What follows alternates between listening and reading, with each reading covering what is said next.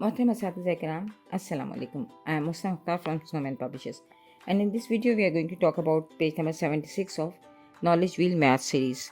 Look here, this is page number 76 and it's all about 3D shapes. 3D shapes जो हैं वो हमारी रोज़मर्रा ज़िंदगी का बहुत अहम हिस्सा हैं और 3D शेप्स जिनको हम कहते हैं उनकी 3 डायमेंशन होती हैं, लेंथ विड्थ एंड हाइट, यानी आप उनको टच कर सकते हैं, उनको फील कर सकते हैं। जैसे कि अगर सिंपल सर्कल होता है तो उसकी बस एक सरफेस होती है, उसकी विड्थ और उसकी लेंथ वगैरह उस तरह नहीं होती।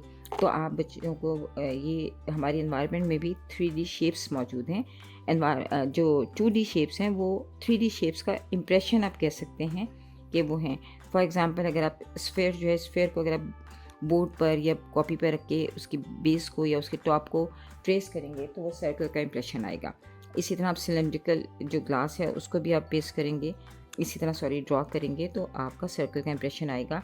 क्यूब को ड्रॉ करेंगे तो आपका स्क्वायर का इम्प्रेशन आएगा।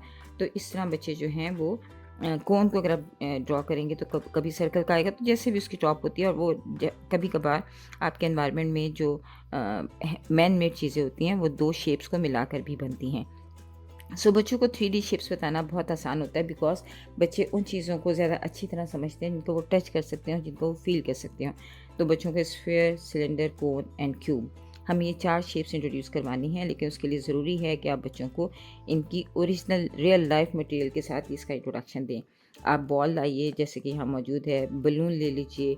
आप इस तरह जब आप स्फेयर बता रहे हो तो आप कोशिश कीजिए कि ऐसी चीज़ों को कलेक्ट करें जो कि स्फेयर शेप में हों, और बच्चों को मोटिवेट कीजिए कि बच्चे उसको हाथ में लें, उसको फील करें, उसको टच करते हुए उसकी लेंथ, विड्थ और हाइट को फील करते हुए वो कहें कि this is sphere, this is sphere. और फिर बच्चों से कहिए कि वो क्लासरूम में स्फेयर जो चीज़ें हैं उनको तलाश करें। इसी तरह सिलेंड्रिकल शेप जो है वो हमारे एनवायरनमेंट में बहुत ज़्यादा मौजूद होती है। दरख्त का तना सिलेंडर है और हमारे टेबल पे जो ग्लास मौजूद होता है वो सिलेंडर है। इस तरह सिलेंडर चीज़ें हमारे इर्द गिर्द बहुत ज़्यादा मौजूद हैं। तो बच्चों को टच करके बाकायदा हैंड मूवमेंट उनकी इस तरह होनी चाहिए कि वो उसकी बॉटम को, टॉप को, हाइट को, विड्थ को, सबको अपने हाथ की मूवमेंट से फील कर रहे हों। और फिर उसके बाद उसका नाम जो है वो कॉल करें कि जैसे this is cylinder, this is sphere, this is cone, this is cube. अभी बच्चों को हम उनके कॉर्नर्स और उनकी ज़्यादा डिटेल्स नहीं बताते शेप्स की, बस उनके नाम और उनके रियल लाइफ एग्जांपल्स जो हैं वो बच्चों को बतानी हैं, ताकि बच्चे इन शेप्स को और इन शेप्स को रियल लाइफ में फ़ील कर सकें, आइडेंटिफाई कर सकें और रिकग्नाइज़ कर सकें। कि आप मुख्तलिफ, अगर कोई लंच बॉक्स है तो आप पूछिए कि what is the shape of this lunch box. अगर कोई इरेज़र है तो उनसे पूछिए what is the shape of this eraser. Pencil की शेप जो है वो सिलेंड्रिकल है, मार्कर की शेप भी सिलेंड्रिकल है।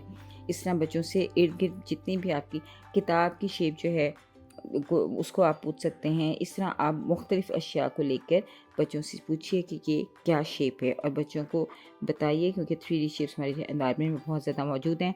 अल्लाह ताला ने दुनिया को 3D में बनाया है, तो 3D शेप्स का इंट्रोडक्शन बच्चों को रियल लाइफ के एग्जांपल्स की मदद से जल्द ही समझ में आ जाता है।